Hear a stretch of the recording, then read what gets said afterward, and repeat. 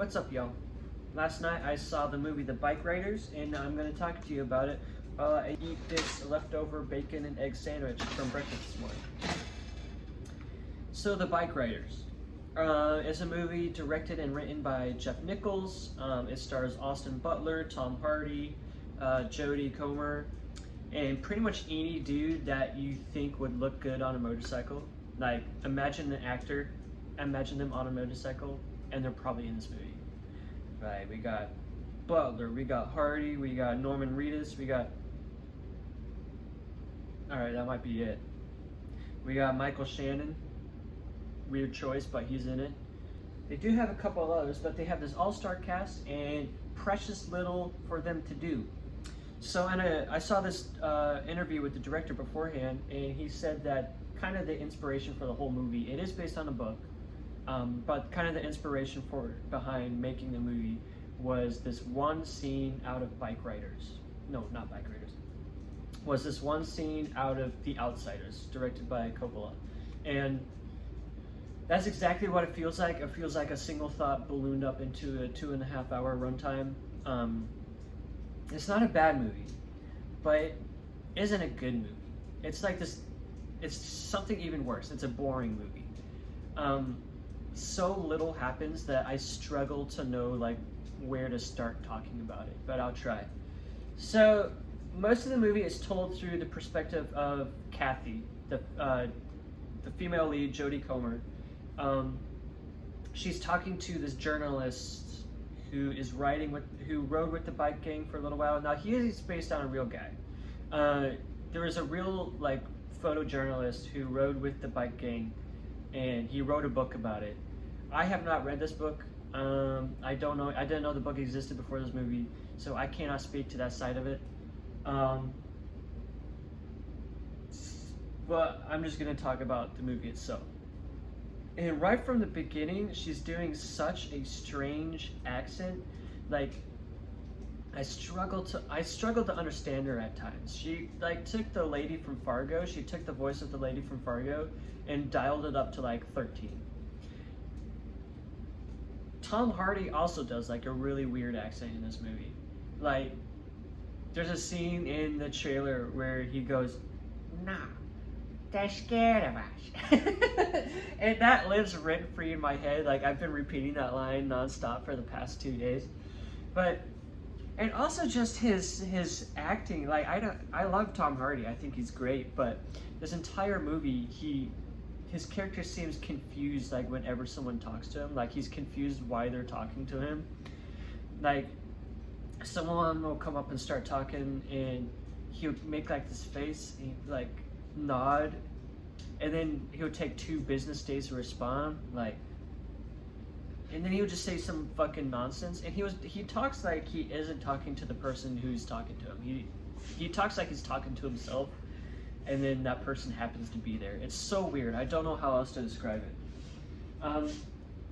But I have 2 major complaints with this movie. So the first one being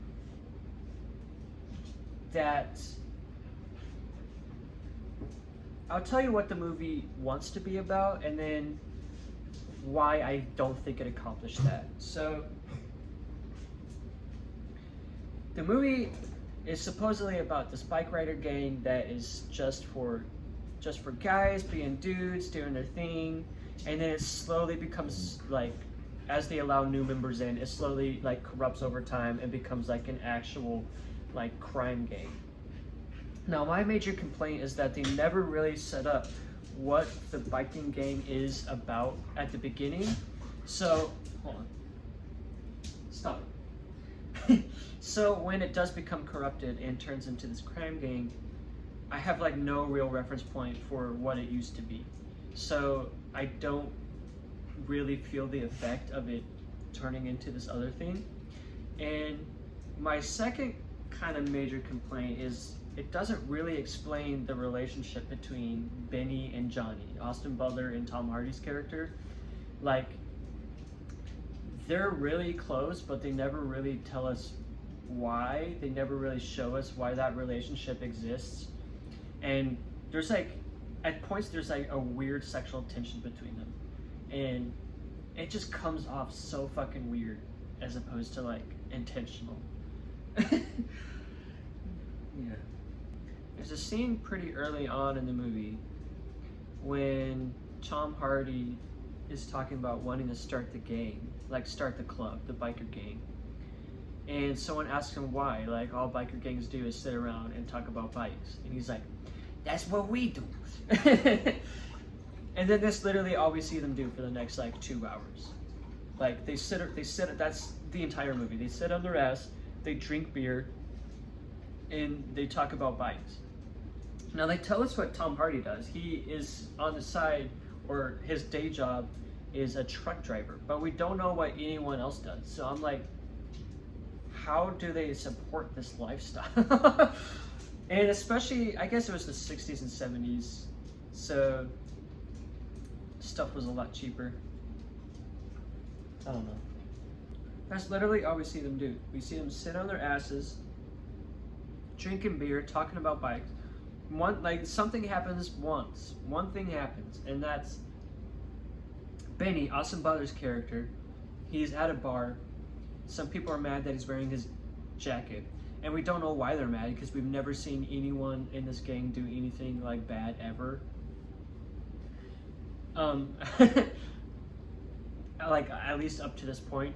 So he's at a bar, they're mad at him, he gets in a fight with them, and one of them breaks his foot. And these are just 2 random dudes. Like, they're just 2 people who happen to be at that bar. So Tom Hardy's character, Johnny, gets wind of it, and he goes down to the bar and he fucking burns it down. And I'm like, why the bar? Like, why the poor guy who owns that bar and not the 2 random dudes who happen to be there and beat the shit out of Benny? I didn't really understand that. So that's like the only thing we see them do. And then like the police and the firefighters are there and they're not doing anything. And that's when Tom Hardy delivers his, "They're scared of us." And I'm like, why? We haven't seen you guys do anything at all, like up to this point. So that's like the one time something happens. And then the second time, well, someone dies. One of the people died. And he doesn't even die in like a bank robbing way or like being cool or like doing something interesting. He's just riding his bike and a car is like backing out of their driveway and he runs into it and he dies. And then the whole gang shows up to the funeral and like the mom is pissed. He's like, "You guys need to leave." And I'm like, why? This was literally just like a dude who had a hobby and he hung out with friends. Like, I don't understand why people are so upset with them, and I don't really understand like why they all take it so seriously.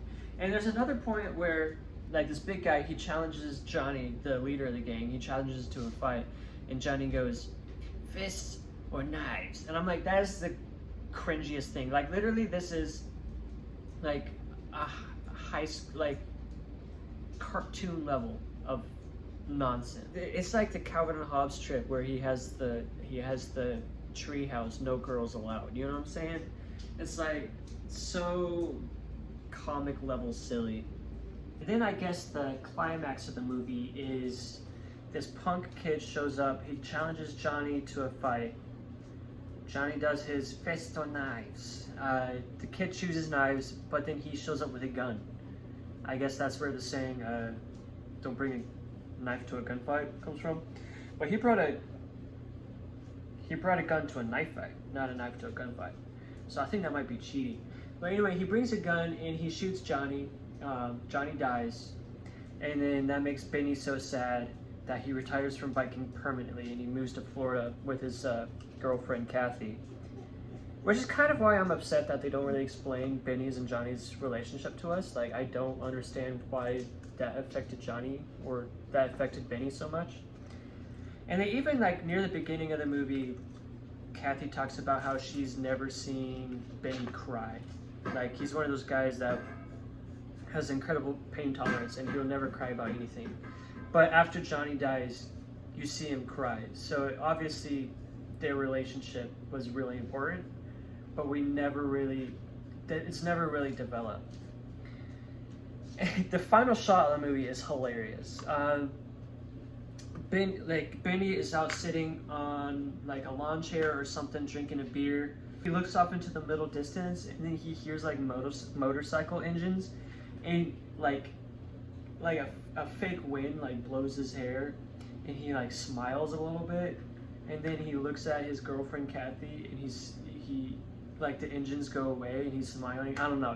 It was so funny. Like, I don't think it was intended to be funny, but it was really, it was hilarious. Anyway, that's the movie. Gotta give it a thumbs down just for not being memorable. Like, it looked good. Like, it looked fine. That the cinematography and the lighting were good. Like, the costume design was good. I believed that these people existed in the time period they did. But there was just nothing to really. I think they could have fixed it by, like, the guy who was a journalist, kind of giving him a little bit more of a backstory of why he wanted to follow this gang, because he's kind of our like lens into the gang. So if he had like some kind of motivation and like perspective, then that would have gave us more motivation, like us as the audience, more motivation and perspective. So I think that would have been a very easy way to make this movie better. But anyway, gotta give it a thumbs down. I'll give my sandwich a thumbs up.